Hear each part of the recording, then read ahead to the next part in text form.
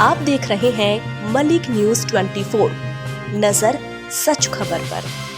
नमस्कार, मलिक न्यूज 24 में आपका स्वागत है। मैं हूं आपके साथ दीप्ति। रुक करते हैं खास खबर के साथ। गृह मंत्री नरोत्तम मिश्रा का बयान। दिग्विजय सिंह पर कांग्रेस में अब 2 ही नेता बचे हैं। दिग्विजय सिंह जिनसे जनता पक गई है, कमलनाथ से जनता थक गई है। कांग्रेस की सरकार आ जाए तो दिग्विजय सिंह कहते हैं कि हिंदू समझदार है, बीजेपी की सरकार में हिंदू बेवकूफ कहते हैं। आपको बता दें कि कमलनाथ के थके हुए नेताओं के बयान पर कहा कि कमलनाथ कहीं युवराज पर तो सवाल नहीं उठा रहे, वहीं मजदूर दिवस पर अवकाश देने की घोषणा पर कहा कि काम तो कमलनाथ ने भी कभी दिया नहीं, अब अवकाश देने की बात कर रहे हैं। पुलिसकर्मियों को भी साप्ताहिक अवकाश देने की बात कमलनाथ ने की थी पर मिला नहीं। चुनाव के समय ही सब कुछ याद आता है, अब स्वास्थ्य वालों से बात कर रहे हैं। दीपक जोशी के कांग्रेस में शामिल होने की खबर पर कहा कि मेरे साथी हैं, मेरे साथ मित्र मंडल से भी रह रहे हैं। योगी व्यक्ति है, राजनीति के संत बट वृक्ष जिसके नीचे नरोत्तम जैसी कई नेताएं बने, उनके पुत्र हैं। दीपक जोशी हमारे वरिष्ठ कार्यकर्ता हैं, हम सब उनके साथ हैं। कर्नाटक चुनाव में बीजेपी के घोषणा पत्र पर कांग्रेस के आरोप पर मध्य प्रदेश की स्थिति सभी के सामने है। सीएम शिवराज ने लाडली लक्ष्मी कहा तो 42 लाख से ज़्यादा लाडली लक्ष्मी एमपी में लखपति हैं। लाडली बहना कहा तो 1 करोड़ से ज़्यादा फॉर्म भरे जा चुके हैं। तीर दर्शन योजना चालू की तो आज श्रवण कुमार कहे जाते हैं। सीएम के विधायकों के साथ 122 चर्चा कर बीजेपी का एक संगठन है जो पेज प्रभारी तक संवाद करता है।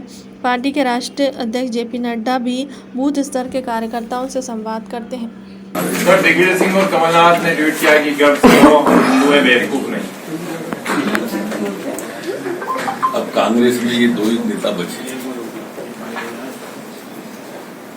एक दिग्विजय सिंह ही जिनसे जनता पकड़ गई है, एक कमलनाथ जी थक गए। एक पका हुआ है, एक थका हुआ है। 2 ही नेता बचे आज कांग्रेस के। और ये कभी भी हिंदू का अपमान जब हो तो उसको छूटते ही नहीं।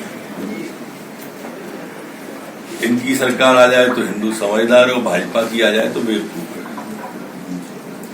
ये इनकी थीम रहती है। इन्हें ओसामा जी कहने को हिंदू मानते हैं। ये राम मंदिर पर तारीख पर सवाल उठाने को अब हिंदुत्व मानते हैं। राम सेतु और राम को काल्पनिक कहने को ये हिंदू मानते हैं। कि जाकिर नाइक को शांति दूत कहना उसको हिंदू मानते हैं। ये आरएसएस राष्ट्रवादी संगठन है, उसकी तुलना बोको हराम से करने को ये हिंदुत्व मानते हैं। ये इस तरह के दोनों लोग हैं, एक थके हुए एक पके हुए, जिसके कारण से ये रसातल को आज कांग्रेस जा रही है। बटाला हाउस पे जो आंसू बहाते हैं वो वाली स्थिति है। एक बात मेरी तो समझ में ही नहीं आई है, कमलनाथ जी ने जो कहा है कि ये जो दुस्साहस किया है बेवकूफ कहने का, ये कहीं युवराज पर तो उंगली नहीं उठा रहे हैं, उनकी तरफ तो इशारा नहीं है इनका कहीं से। ये भी विचारणीय बिंदु है। कल उन्होंने मजदूरों से चर्चा की। चुनावी साल है, अलग अलग वर्ग को लगातार साधने में जुटे हुए हैं कमलनाथ। इनको सब कुछ चुनाव पर ही ध्यान आता है। पिछले 3.5, 4, 4.5 साल, 1.5 साल जब सरकार में रहे तब किसी से बात नहीं की। अब चुनाव आ गया तो कभी हिंदुत्व पर सवाल, हिंदू पे सवाल। अब चुनाव आ गया तो स्वास्थ्य वालों से चर्चा। जब चुनाव आ गया तो मई दिवस पर 1 मई को कर्मचारियों की छुट्टी, और जब उनको एजेंडा लगाना था तब एक भी लगाया नहीं। तो ये जनता समझती है, ये पब्लिक है, सब जानती है कि ये कमलनाथ जी अब क्या स्वान कर रहे हैं। तो छत्तीसगढ़ बीजेपी आप भी मुफ्त की रेवड़ी बांटने में जुट गए हैं, जिस तरीके से वहां दूध भी फ्री, टंकी भी फ्री।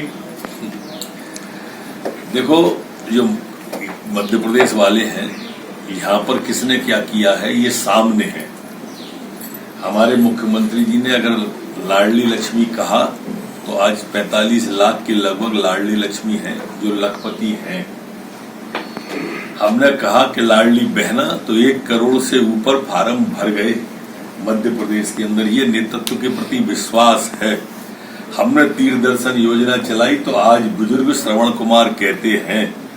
हमने कन्यादान योजना चलाई मध्य प्रदेश के अंदर तो पूरे देश ने उसे अंगीकार किया और स्वीकार किया।